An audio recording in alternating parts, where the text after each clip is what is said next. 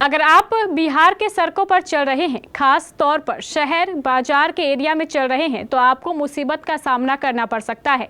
और वह मुसीबत है आज के समय में ई रिक्शा और ऑटो रिक्शा की बेबर्ती तरीके से चलना और पार्क करना, जिसके कारण भयंकर जाम का सामना आम आदमी को करना पड़ रहा है। लेकिन अब बिहार सरकार इस पर कानून बनाने जा रही है, जिस कानून के विरोध में आज पटना के ऑटो रिक्शा चालक और ई रिक्शा चालकों ने पटना में धरना दिया और सरकार के सामने अपनी मांगों को रखा है। पूरी जानकारी दे रहे हैं पटना संवाददाता अमलेश आनंद। देखिए, बता दूं कि ई रिक्शा चालक, ऑटो चालक आज एक दिवसीय हड़ताल पर बैठे हुए हैं और सरकार की मनमानी के खिलाफ ये लोग विरोध कर रहे हैं, उनका हड़ताल कर रहे हैं। हम आपसे बात कराने की कोशिश करते हैं जो इसके यूनियन के जो सदस्य हैं, अध्यक्ष हैं, उनसे हम बात कराने की कोशिश करते हैं कि आखिर क्या उनकी समस्या है और क्या उनकी मांग है। इसके लिए धरना पर बैठे हुए हैं सर, क्या मामला है? इसके पूर्व भी हमने धरना दिया था 27 अगस्त 24 को, और मामला है कि बिहार सरकार ने जो कैबिनेट में जो है एक कानून बनाए हैं कि हम पूरे बिहार में कि ऑटो को रूट में चलाएंगे, कोडिंग करेंगे, तो उसको रूट बाय रूट जो है चलना होगा। तो हमारा जो इशू है उस पर कोई बात नहीं होती है और लगातार समाचार पत्रों में आ रहा है कि सितंबर से लागू हो रहा है, अगस्त से लागू हो रहा है।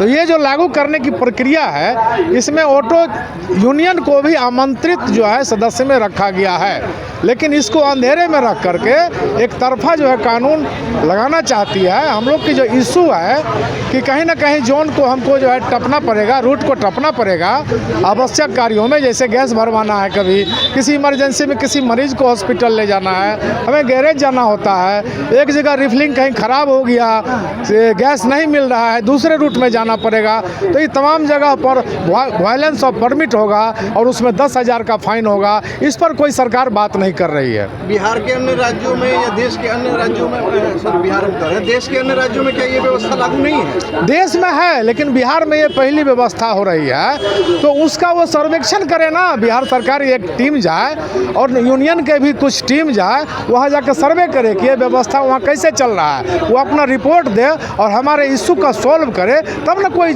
सर्वमान्य कानून यहाँ लागू हो। ये देखा जाता है कि ऑटो और ई रिक्शा वालों के कारण जाम की समस्या ज़्यादा बढ़ जाती है। ये दिखता है, कहीं भी पैसेंजर को उठा लेना है और कहीं भी पैसेंजर को ड्रॉप करना। आप तो सवाल दाग दिया और मेरा जवाब थोड़ा सा उल्टा होगा। 40,000 ऑटो और ई रिक्शा है, आप 4 स्टैंड भी बताइए कि मैं कहाँ सवारी चढ़ाऊँ उतारूँ। मुझे तो सवारी चढ़ाना और उतारना है। अब उसमें क्या होता है कि क्राउड की जब भीड़ होगी, जब एक बार बहुत सारा ऑटो गांधी मैदान से स्टेशन आ जाएगा तो सारे पैसेंजरों को वहीं उतारना होता है। उसमें थोड़ा बहुत रोड इंक्रोचमेंट होता है। आप फुटपाथ को नहीं देखते हैं, आप जो है निजी गाड़ियों को नहीं देखते हैं, आप सरकारी CNG बसें, बड़ी बड़ी बसें हैं, वो बारात के घोड़ी के तरह जहाँ तहाँ रुक रुक के जो है वो सवारी लेती है। आप उस पर डंडा नहीं चला सकते हो।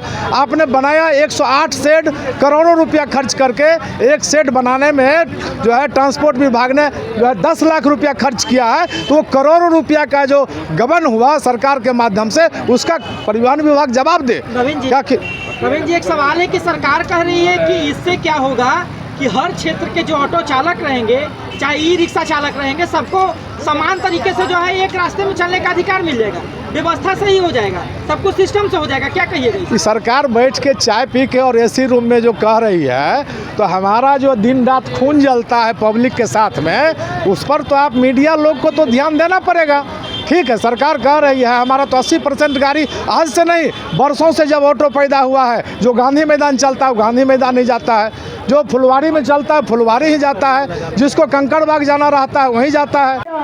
हम कुछ ऑटो चालक से भी बात करने की कोशिश करते हैं। आप भी ऑटो चलाते हैं, क्या समस्या, क्या मांग है आपका? समस्या है कि हम लोग के रूट बाय रूट बांटने का प्रक्रिया का चल रहा है। हम लोग के पाटलिपुत्रा जाते हैं तो 70 रुपये एजेंटी लगता है, दानापुर फ्लाईओवर ढूलते हैं रंगदारी चलता है, एजेंटी मांगा जाता है। तो बहुत हम लोग के परेशानी है, हम लोग के रूट बाय रूट नहीं चल पाएंगे। क्या कहना है? जहाँ भी जाते हैं सर परेशानी पुलिस वाले। जैसे स्टेशन पर गए तो वहाँ चालान कट जाता है, पैसेंजर जहाँ पे रहेगा वहीं पे तो हम लोग जाएंगे ना। और जहाँ जाते हैं सर पैसेंजर ऐसे जगह भेजते हैं कि वहाँ पैसेंजर मिलता नहीं है, और पैसेंजर के चलते हम बराबर चालान खाते हैं। परेशानी हम लोगों के साथ यही है सर, पुलिस से बराबर प्रताड़ित किया जाता है हम लोग को। तो देखिए, पुलिस और प्रशासन की जो अनियमितता है या मनमानी कह लीजिए, उसके खिलाफ ये लोग आवाज़ उठा रहे हैं। बिहार सरकार से ये लोग आग्रह कर रहे हैं कि बिहार सरकार इस तरह की मनमानी जो कर रही है पुलिस, उस पर लगाम लगाए और बिहार सरकार उचित पार्किंग की व्यवस्था करे। बिहार सरकार जो वहाँ टेंडर दिया जाता है, जो बैरियर कटता है, उस पर भी वो निगरानी रखे। अवैध वसूली का इन लोग को शिकार बना रहा है ऑटो रिक्शा चालक को, और इसके विरोध में आज पटना में धरना प्रदर्शन कर रहे हैं। आप कौन है? मैं टिंकू कुमार, महानगर ऑटो चालक संघ का अध्यक्ष हूँ। क्या समस्या आ रही है? जो सरकार इस तरह के काला कानून ला रही है, इससे हम लोग को दिक्कत है। क्या कानून आ रहा है? कानून आ रहा है सर कि रूटों में बांट के चलने के लिए, कि आपको हम रूटों में बांट देंगे संख्या बढ़कर। अगर पटना में 10,000 ऑटो चल रही है तो हर रूट में कह रहे हैं कि 500। बाकी जो ऑटो रजिस्ट्रेशन हुआ वो कहाँ जाएंगे? रजिस्ट्रेशन करके आपको टैक्स दे के सब परमिट का सब पैसा दे के सब करके रोड पे आ गया। अब आप कह रहे हैं कि पटना से बाहर जाओ, ये तो संभव नहीं है ना सर। कोरोना काल से जो भी बाहर से लोग आए, रोजगार बिहार में है नहीं। जिसको जो लगा, किसी ने ई रिक्शा लिया, किसी ने ऑटो लिया, 22%, 24%, 28% ब्याज, कोई प्राइवेट फाइनेंस से, कोई सरकारी बैंक ने आगे बढ़ के किसी ऑटो वाले को साथ नहीं दिया। जो भी दिया प्राइवेट फाइनेंस, जो मन में आया वो ब्याज लगाया।